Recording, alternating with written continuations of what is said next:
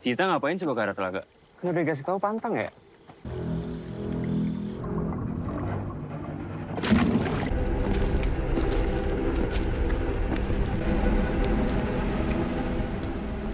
Gue pengen sampai puncak.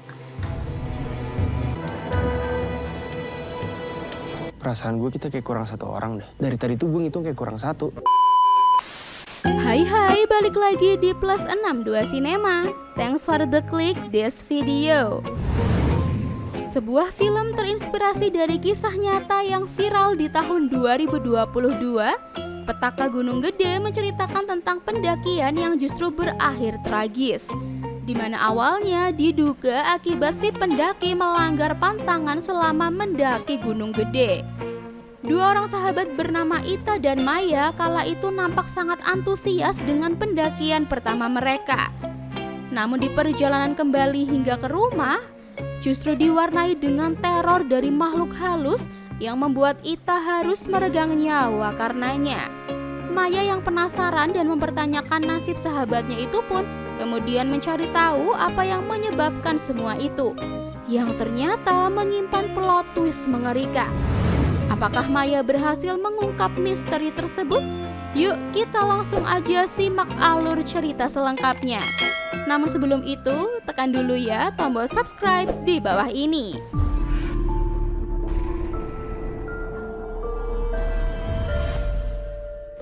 Di awal film, kita akan langsung berkenalan dengan dua orang sahabat, yaitu Maya dan Ita. Selayaknya dua orang bestie, mereka pun banyak mengisi hari-hari mereka dengan keseruan demi keseruan. Mengingat mereka saat ini tengah libur sekolah. Namun karena libur sekolah masih cukup lama, mereka pun mulai berpikir untuk pergi liburan. Meski mereka sendiri bingung akan pergi kemana. Mengingat orang tua Ita yang protektif itu akan sulit membolehkan Ita jika berlibur ke tempat yang jauh. Jangan yang jauh-jauh juga. Bokap gue mana ngizinin yang jauh-jauh gitu. Gak ngerti deh. Padahal gue udah segede gini. Gue kecil mulu di mata dia. Bokap lo sayang sama lo. Kayaknya baunya jadi overprotective. Oh iya, Maya ini mempunyai seorang kakak bernama Indra guys. Dimana sore itu nampaknya Indra dan teman-temannya tengah membicarakan mengenai pendakian ke Gunung Gede. Bener nih, kita jadi naik Gunung Gede. Jadilah. Kopinya. Makasih Maya. Kita naiknya lewat Putri atau Cibodas, Le? Lewat Cibodas aja. Cakep, diantar sampai base camp tuh. Yang enggak, Cup. Emang gak sekalian base camp aja sih? Mendengarnya, Maya pun lantas menyela dan berkata ingin ikut pendakian tersebut. Karena Maya belum pernah naik gunung sebelumnya, Indra sebenarnya enggan jika adiknya itu ikut. Namun setelah Maya memohon-mohon, akhirnya mereka pun mengizinkan Maya untuk ikut. Dari situ Maya lantas memberitahu Ita, dan bestinya itu juga nampak tertarik. Gue tuh mau ikut, cuma gimana ya ngomongnya? Pasti gue gak bakal dibolehin. Ayo Lata, biar gue gak cewek sendiri. Iya. Esok harinya mereka pun meyakinkan orang tua Ita agar Ita bisa ikut. Dan ajaibnya sang ayah lantas mengizinkan Ita, yang membuat mereka nampak sangat bahagia. Ini Pak, mau pergi ke Gunung Gede sama Maya. Enggak, Boleh ya Pak? maksud Bapak enggak apa-apa. Iya. Makasih ya Pak. Makasih Bapak. Dan ada satu fakta lagi nih guys. Maya ini sebenarnya memang mempunyai kelebihan untuk melihat makhluk halus atau indigo, di mana ia juga sering melihat penampakan di rumah Ita. Meski ia sendiri tak menceritakannya pada sahabatnya tersebut. Hari keberangkatan pun tiba, di mana mereka tak lupa berpamitan ke orang tua sebelum berangkat. Ibu titip Ita ya, dia kan belum pernah naik gunung sama sekali. Indra sama teman-teman pasti jaga Nita. Indra berangkat ya, Bu. Assalamualaikum. Waalaikumsalam. Ayo, cepetan yuk. Gak enak sama yang lain.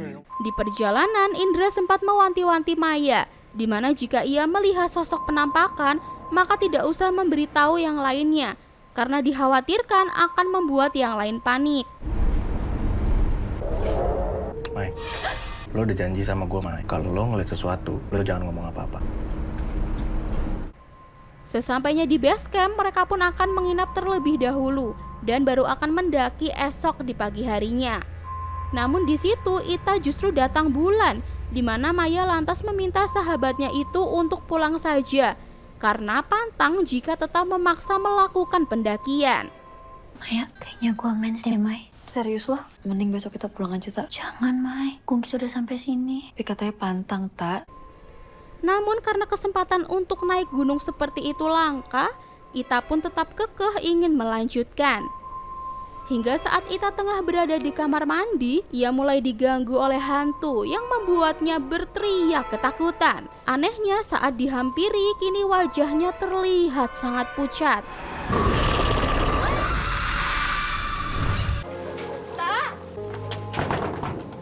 Tak, buka pintunya, Tak. Ada apa tadi, Tak? Saat Ita sudah tenang, ia pun mulai berani menceritakan apa yang ia lihat di kamar mandi. Mendengarnya, si penjaga basecamp itu pun teringat dengan sosok mengerikan yang memang kerap muncul mengganggu para pendaki, yang sebenarnya sudah tidak pernah muncul lagi. Gue takut, Mai. Tadi gue lihat sosok hitam gede. Itu teh ciri-ciri penunggu tempat ini, tapi udah nggak pernah muncul lagi. Kenapa bisa balik lagi teh? Teh juga nggak tahu. Melihat kondisi Ita yang seperti itu, mereka pun meminta agar Maya membawanya pulang dan tak usah ikut melanjutkan pendakian. Akan tetapi melihat Ita masih sangat antusias, Maya pun tak tega mengatakannya pada Ita. Hingga di keesokan harinya, Ita sudah nampak segar bugar yang membuat ia akhirnya ikut mendaki. Cerah nih. Bagus ya, Mai, pemandangannya. Tenangnya di hati aja kalau gitu, Mai. Terima kasih. Sementara di rumah, ibu dari Ita itu mulai memiliki firasat buruk karena tak seperti biasanya si ayah kini justru memperbolehkan Ita untuk pergi mendaki. Terlebih sang ibu juga mendapati rambut serta tisu yang berlumuran darah. Yang bisa jadi Ita ini memang tengah sakit. Biasanya kamu selalu ngelarang Ita. Sekarang tumben banget bolehin Ita pergi. Ita kan udah bisa jaga diri sendiri. Aku temuin ini di kamar Ita. Perasaanku nggak enak, Pak. Jangan terlalu khawatir berlebihan. Di perjalanan, kondisi fisik Ita nampak mulai menurun, bahkan sempat tak merespon saat diajak bicara. Kemudian mereka sempat beristirahat di dekat telaga, di mana Ita justru mendekat ke arah telaga tersebut. Kalau capek, kita bisa istirahat sebentar. Tak. Kalau di gunung jangan bengong ya. Lu jangan makan banyak-banyak ya. Airnya di... Tuh, si Ita ngapain coba ke arah telaga? Mai, itu si Ita mau ngapain? Entah apa yang direncanakan si Ita ini ya guys, tetapi ia justru membuang sesuatu ke dalam telaga. Hingga saat didekati Maya, Ita justru kerasukan. Tak hanya sampai di situ, Maya juga melihat sesosok perempuan bergaun putih di tengah telaga. Tak, jangan nunggu sini, Tak. Ini temenang di dia.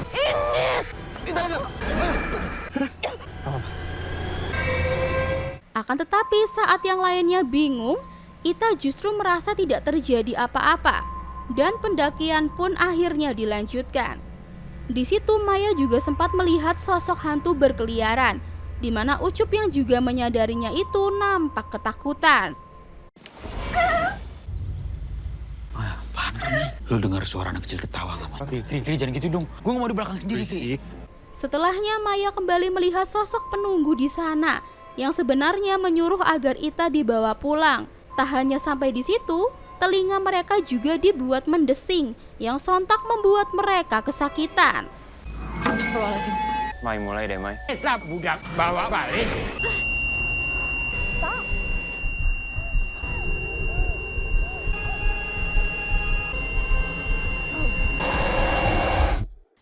Itu tadi apaan? Tadi itu apa? Itu tadi apaan?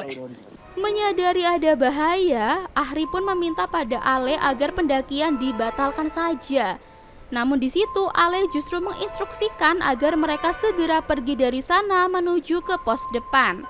Namun lagi-lagi Ita ini justru kembali menjadi beban yang memaksa mereka harus beristirahat. Dan di situ Ita juga mulai kesurupan, guys. Tak, kenapa, Tak? Perut gue sakit, Mai.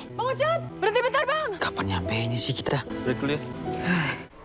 Lagi-lagi penunggu gunung yang merasuki Ita itu meminta agar Ita turun karena menganggap Ita ini kotor. Dan dari situ Maya pun mencoba menyadarkan Ita.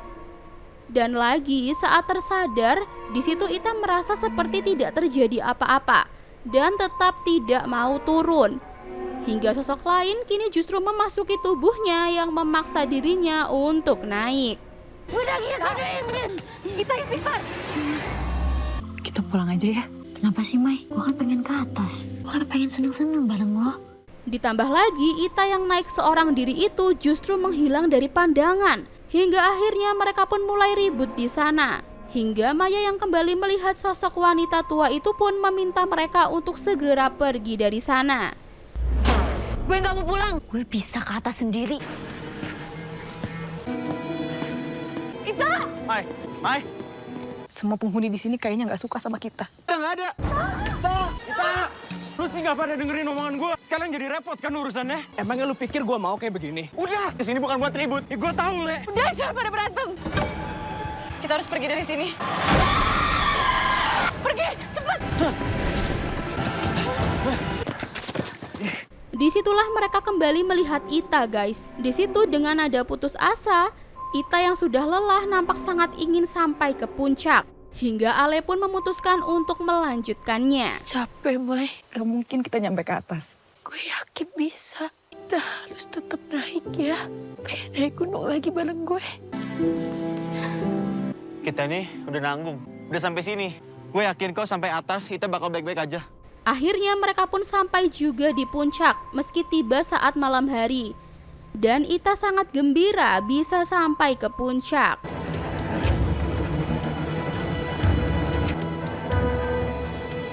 Kalau dari tadi kagak banyak kejadian, kita bisa lebih lama di puncak, tau nggak? Maaf ya gue nyusahin kalian terus. Udah, nggak apa-apa, Tak. Gue seneng banget.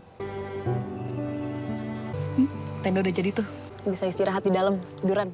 Namun kebahagiaan itu pun tak berlangsung lama karena Ita kembali kesurupan. Dari situ Ale pun meminta agar mereka memeriksa tas milik Ita karena takut Ita membawa sesuatu yang tak disukai oleh penunggu di sana. Gimana ini, Ah? Kita sadar tak? Periksa tasnya Ita. Jangan-jangan dia bawa sesuatu. Indra, bongkar, Le. Apa nih? Bongkar. Gak ada apa-apa. Gak ada apa-apa, Le. Karena panik, mereka pun mencoba mencari bantuan dari para pendaki lainnya di sana. Namun di situ mereka justru malah ribut dengan pendaki lain. Misi Bang, teman saya kemasukan. Paling cuma cari-cari perhatian aja itu. Iya, siapa paling pintar acting, diemin aja. Kalau nggak lo kasih uang 100.000 di mukanya. Tai! Yang lo omongin teman gua. Santai. Lo mau ribut lo? Lo semua ya. Apaan nih? Gua lagi sakit. Hingga seorang pria kemudian menyela. Dan untungnya pria tersebut juga bersedia membantu mereka. Dari situ mereka kemudian mengumandangkan azan yang membuat situasi di sana mulai mencekam. Sudah. Ada apa ini? Gunung itu tempat sakral. Tolong ini, Ita. Bersihin teman kamu. Ganti celananya dengan yang baru. Allahu Akbar. Allahu Akbar. Beneran diazanin, bro.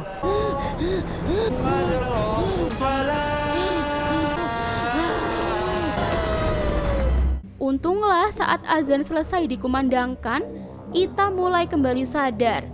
Akan tetapi malam harinya saat semakin larut, Ita yang terbaring itu berkata bahwa ia merasakan sakit dan ingin pulang. Hai, sakit, Mai. Gue mau pulang.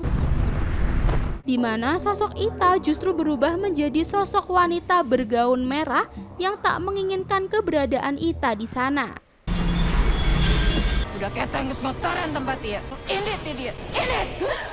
Akibatnya kini Ita menghilang, guys. Di mana Maya kemudian melihatnya di tengah padang rumput dan tengah cekikikan. Saat diajak kembali ke tenda itu pun Ita menolaknya.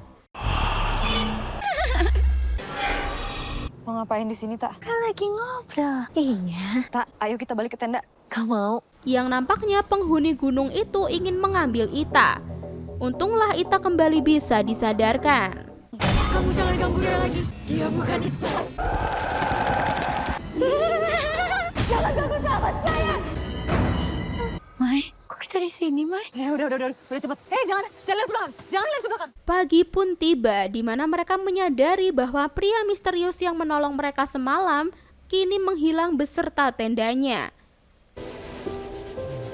Ada yang lihat bapak ini pergi nggak? Kita kan tidur baru beberapa jam. Nggak mungkin dong dia secepat itu pergi. Gue udah feeling dari awal lihat penampilannya. Udah, nggak usah dibahas lagi. Tak, bangun, Tak. Setelah mereka berkemas, Ita pun pergi ke suatu tempat. Dan di situ Ita sempat berkata pada Maya bahwa ia menyukai tempat itu dan merasa tidak ingin pulang. Di situ ia juga memandangi sebuah batu. di mana ia juga berkata bahwa suatu hari Maya akan kembali ke sana menemuinya. Mai, temenin Mai. Tak, udah pada mau turun? Kok gue betah ya di sini? Kayaknya ini tempat lahir gue, Mai. Rasanya kayak nggak pengen pulang. Udah, Tak, ayo jangan ngomong kayak gitu. Ayo kita pulang. Ada apa sama batu itu sih, Tak? Pasti lo bakal nangis kalau kesini lagi. Suatu hari nanti lo bakal datang kesini lagi. Udah, Tak, ayo kita balik. Entah apa maksud perkataan Ita ya guys ya. Namun selama perjalanan pulang itu seperti tak ada kejadian mistis lagi yang menghampiri mereka. Kok gue pakai kaos lo, Mai? Iya, gue gantiin. Semalam kaos lo basah keringat. Lo baik banget, Mai. Makasih ya, ntar gue balikin. Kita istirahat dulu di depan ya. Anehnya saat beristirahat, Ita merasa seperti ada sesuatu miliknya yang tertinggal. Begitu pula dengan Yadi yang sedari berangkat hanya terdiam, kini justru merasa ada yang kurang dari salah satu di antara mereka. Meski demikian, Ale tak menghiraukannya dan meminta mereka melanjutkan untuk turun. Kayaknya gue ngerasa ada yang ketinggalan deh. Perasaan gue kita kayak kurang satu orang deh. Hitung aja nggak bisa. Dari tadi tuh gue ngitung kayak kurang satu. Yuk kita jalan lagi yuk. Kalau suatu saat lo kesini lagi, lo ajak gue turun ya. Sesampainya di kota, mereka pun mengantarkan Ita ke rumahnya. Sedangkan di rumah Maya, si nenek nampak senang karena kedua cucunya itu sudah kembali dari pendakian. Namun anehnya, si ibu justru melihat kedua anaknya itu baru sampai di rumah melalui pintu depan. Malam, Bu. Mau antar Ita pulang. Istirahat ya, Tak?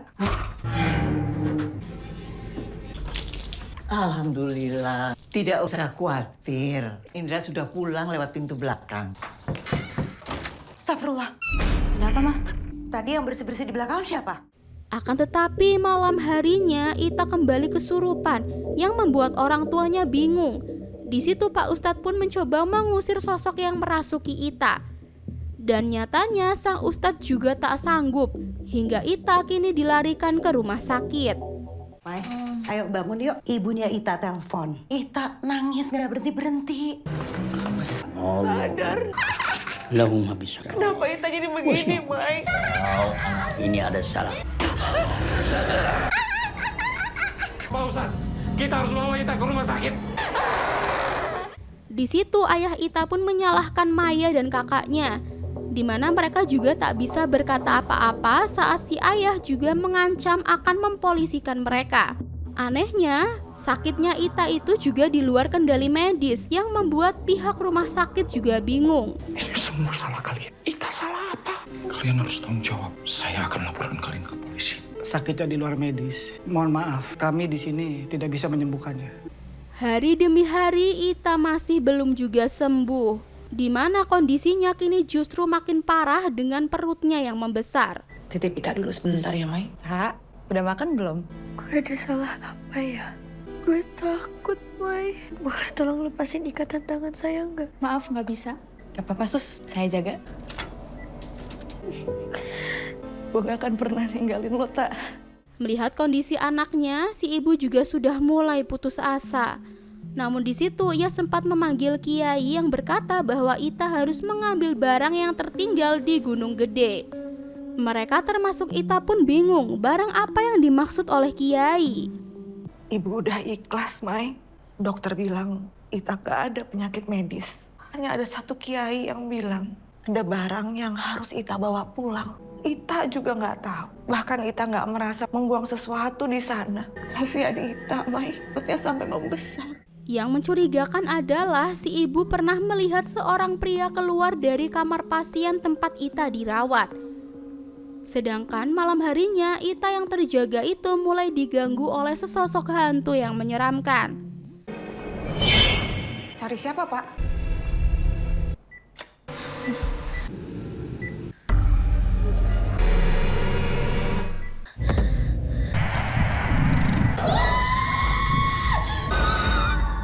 Hari setelahnya, Ita beserta teman pendakian lainnya itu kembali berkumpul, di mana Ale bercerita pernah mendaki dengan temannya yang menstruasi, akan tetapi aman-aman saja. Mereka pun curiga ada sesuatu yang janggal hingga menyebabkan musibah bagi Ita. Di rumah sakit, si ibu kembali melihat pria misterius yang sempat dilihatnya, di mana pria tersebut langsung menghilang entah kemana. Sepulang sekolah, Maya dan lainnya datang menjenguk Ita. Namun di situ Ita justru melihat sosok penampakan yang menatap ke arahnya terus. Kalian pasti malu ya punya teman kayak gue. Kita semua seneng kok temenan sama lo. Lo cepet sembuh, biar lo cepet pulang juga. Itu siapa sih yang ngeliatin gue terus? Yang ngeliatin gue terus. Ajaibnya malam itu Ita justru datang ke rumah Maya. Yang rupanya Ita hendak mengembalikan baju miliknya. Namun di situ Maya justru memberikan baju tersebut untuk Ita. Dan setelahnya sahabatnya itu pun lantas berpamitan. Maya, tuh lo ada yang ngetok-ngetok. Ya ampun Ita. Gue udah sembuh, Mai. Gue pengen balikin baju lo.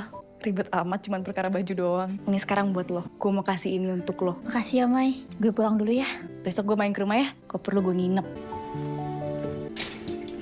Malam harinya Maya dibangunkan oleh kakaknya yang mengajak Maya untuk datang ke rumah sakit. Di sana kondisi temannya itu justru terlihat sangat kritis. Hingga Ita pun menghembuskan nafas terakhirnya. Maya. Mai, ayo ke rumah sakit Mai. Sekarang Mai. Nggak boleh masuk dulu ya Mbak ya?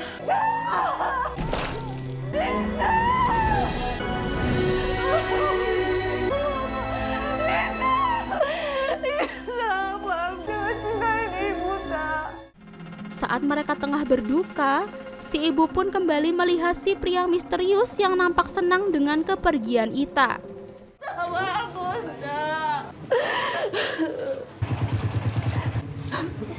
Itu orang yang selalu liatin Ita. Aku sering banget lihat dia, Pak. Siapa kamu? Pergi kamu dari sini! Saya bilang pergi! Sepeninggalan Ita, Maya yang masih bersedih itu tetap mempertanyakan kenapa semua itu harus menimpa sahabatnya. Malam harinya, ia pun kembali teringat dengan ayah Ita yang sempat menitip sesuatu pada Ita agar dibuang di suatu tempat, yang mana Ita memang membuangnya di telaga. Hanya ada satu kiai yang bilang, Mai, kayaknya gue ngerasa ada yang ketinggalan deh. Ibu nggak tahu. Nah, ini Bapak titip tolong buang di tempat yang jauh ya.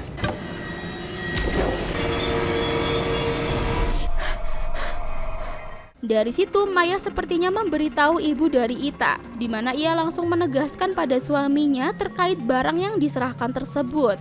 Akhirnya plot twist pun terungkap, guys. Barang apa yang kamu kasih ke Ita? Bu, jangan Bu. Lepas! Apa ini, Pak? Ini tuh musrik, Pak. Ini yang bikin Ita dapat petaka di Gunung Gede. Jawab, Pak! Iya, aku jawab. Ayah Ita ternyata menganut pesugihan. Rupanya si ayah yang usahanya seret karena ada saingan itu mencoba menyantet saingannya tersebut. Namun orang tersebut juga mengirim santet, di mana Ita yang akhirnya menjadi korban dan mulai sakit-sakitan. Usahaku itu menurun akhir-akhir ini. Aku mencoba mencari cara untuk menghancurkan usaha dia. Tapi dia membalasnya dengan mengirim santet. Aku nggak pernah membayangkan kalau Ita akan menanggung semua ini. Pak, tak kenapa? Ini cuma panas dalam biasa. Sekarang kamu bersih-bersih.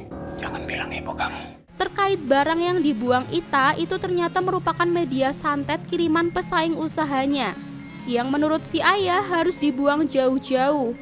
Hingga akibat ulahnya itu justru membawa petaka bagi Ita.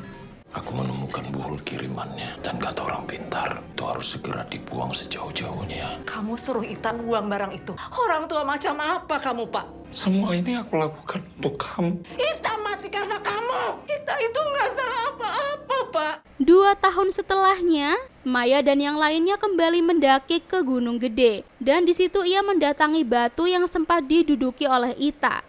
Dan benar saja, Maya di situ pun menangis mengingat perkataan Ita dulu. Ayo. Duluan aja. Suatu hari nanti lo bakal datang ke sini lagi. Lo bener, Tak. Gue datang lagi ke sini dan gue nangis. Gue kangen banget sama lo, Tak. Maya.